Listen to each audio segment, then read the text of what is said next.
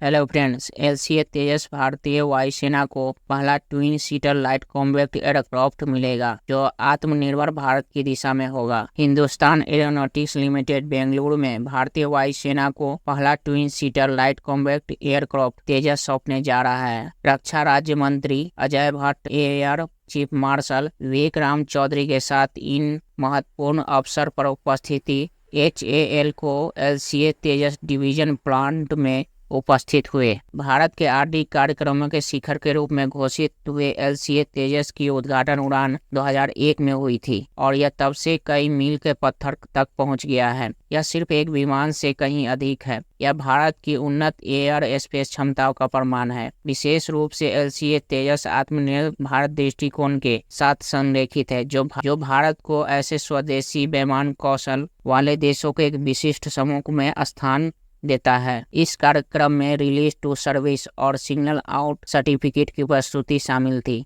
इन औपचारिकता को रक्षा क्षेत्र में दिग्गजों ने देखा, जिनमें वायुसेना प्रमुख, HAL के अध्यक्ष और प्रबंध निदेशक, सैन्य उड़ान योग्यता और प्रमाणन केंद्र के मुख्य कार्यकारी शामिल थे। इस ट्विन सीटर एलसीए की खास विशेषता है कि इसकी अत्याधुनिक डिजाइन और तकनीक है। 4.5 पीढ़ी की विमान क्षमताओं को समाहित करते हुए इसमें आरामदायक स्थितिक स्थिरता, उन्नत glass cockpit, quadruplex fly by wire उड़ान नियंत्रण और उन्नत मिश्रित सामग्री का उपयोग जैसी विशेषताएं हैं। विमान की लापरवाह पैंतरेबाजी और एकीकृत डिजिटल एवियोनिक्स सिस्टम की इसकी अग्रणी विशेषताओं को रेखांकित करता है। इस ट्विन सीटर की शुरुआत न केवल HAL की क्षमताओं का प्रमाण है बल्कि एक रणनीतिक उद्देश्य भी पूरा करती है।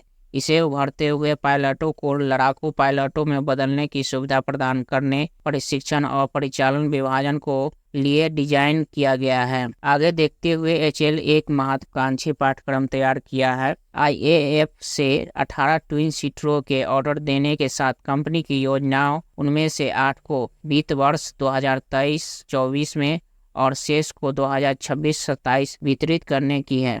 इसके अलावा भारतीय वायुसेना की नज़र और अधिक इकाइयों पर है जो विमान की क्षमताओं में विश्वास को दर्शाता है। एलसीए तेजस, जिसे भारतीय वायुसेना के बेड़े की भविष्य की रीढ़ मानी जाती है, अपनी सीरीज के उत्पादन के साथ ट्रैक पर है। 2 स्क्वाड्रन पहले से ही सुलूर वायु सेना बेस पर तैनात है जो लक्ष्य 2027-28 तक डिलीवरी पूरी करने का है।